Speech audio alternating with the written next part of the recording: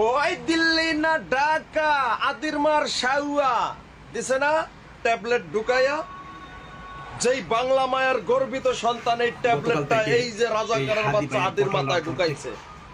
Salute জানাই ওই ভাইকে আমি। এইরকম ভাবে বাংলাদেশের আনাচে কোনাচে রাজাকারের বাচ্চা যেখানে আছে, এই সমস্ত ব্যক্তিদেরকে যদি গ্রেফতার করা হয় তাহলে হাদির আসল ঘাতককে অতি সহজে বের হয়ে যাবে।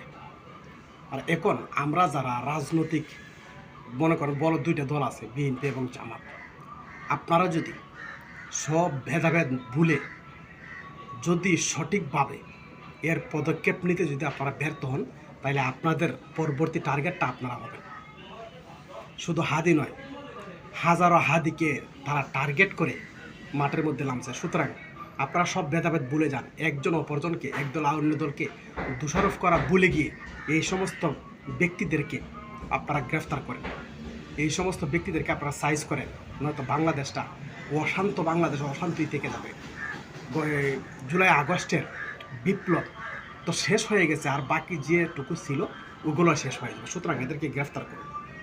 এদেরকে গ্রেফতার করলেই হাদিরা আসল কিলারকে তাদেরকে বের করা যাবে।